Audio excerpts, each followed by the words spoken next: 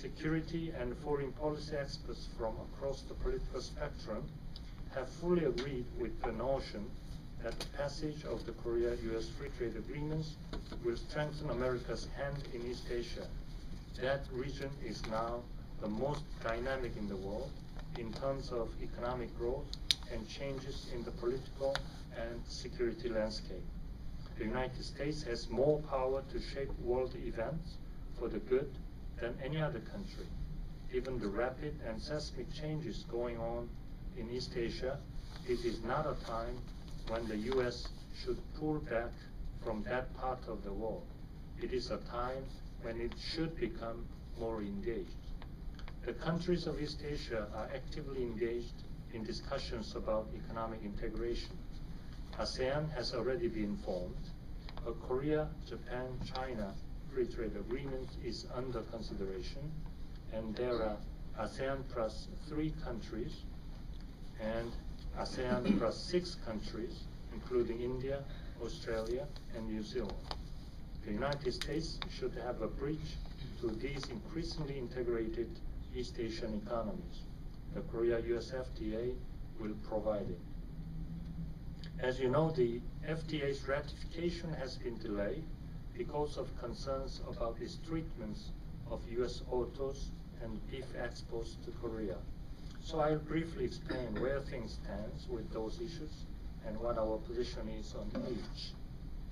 Korea imposes an 8% tariff on US car imports, and that tariff will drop to 0 when the Korea-US FTA takes effect. On this side of the Pacific, US tariff, now 2.5%, will be eliminated immediately for small Korean cars and over 3 years for larger ones. The agreement also addresses Korea's non-tariff barriers to American car imports. For example, Korea's consumption tax on auto purchase is higher for larger engine cars than for small engine cars. The KORUS FTA erases that disparity. It also makes it much easier for US automakers to comply with Korea's environmental and safety standards, allows the US to reinstate its tariff on Korean imports if Korea is found to have violated the agreements, and sets up an automotive working group that will meet regularly to resolve any compliance issues or complaints from the US auto industry that may arise. There can be no doubt that these provisions will increase US auto exports to Korea. Since 2000, auto imports to Korea have increased on average 40% each year, reaching 7.2% of market share in 2008. Since imported cars are more expensive than domestic ones, their market share by value was even higher, 19%. But US imports increased only slightly during that period. Imports from Japan and the EU accounted for most of the growth. Part of the reason for this is that US automakers are heavily invested in production of large engine cars, while Korean consumers have a clear preference for smaller ones. Last year, 94% of American cars exported to Korea had engines larger than 2,000 cc. 77% of the cars that Koreans bought last year had engines smaller than 2,000 cc. It does not have to be that way. Frankly, as the Korean ambassador to the United States, I'd like to see more Ford, Chrysler, and GM cars on the streets of Korea than other foreign models. And we know from experience that if we work together, we can make that happen. The beef issue is based more on health considerations than on trade barriers. In 2003, Korea was the 3rd largest market for US beef export. Then, in December of that year, mad cow disease was discovered here in the United States. Korea was forced to close its market to US beef import until 2006. When US beef was certified as safe, Korea reopened the market, but only to beef from cattle less than 30 months old, which accounted for more than 95% of total beef trade before the mad cow disease. U.S. beef exports immediately started to bounce back and have increased every year since. Between January and June 2010, U.S. beef exports to Korea increased by 130% over the same period in 2009. At the end of last year, they reached $645 billion, but that left them well short of their pre-mad cow disease level, which was $850 million in 2003. Without the Korea-U.S. free trade agreements, they may never get there.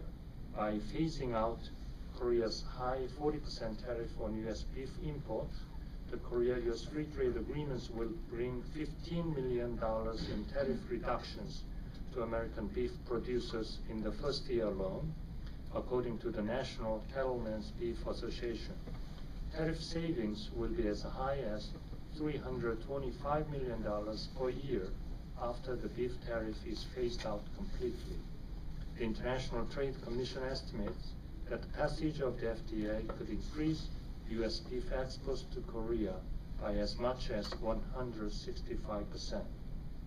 On both the auto and the beef issues, we look forward to sitting down with our American counterparts to listen to their concerns and try to find mutually acceptable solutions. And we will do so sincerely and in good faith. President Obama wants to have finished agreements in hand when he goes to Korea in November. I hope that we can make that deadline. I call on the Bay Area Economic Institute and the Asia Society to redouble your efforts to make known the importance of these agreements to economic growth, to President Obama's goal of doubling U.S. exports in 5 years, and to increasing America's continued influence in East Asia. Thank you for listening, and I'd happy to answer any questions after Ambassador Harbert gave you a brief remarks. Thank you. Thank you very much. Just perhaps if you were willing to move off trade for a moment, I was just curious to perhaps hear any comments you might have to inform our group on this strategy, economic strategy of Korea, Republic of Korea moving forward. What are the areas of focus for the economy?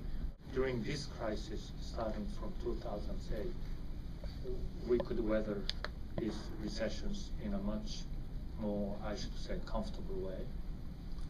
That's because we had a severe Asian crisis in 1998.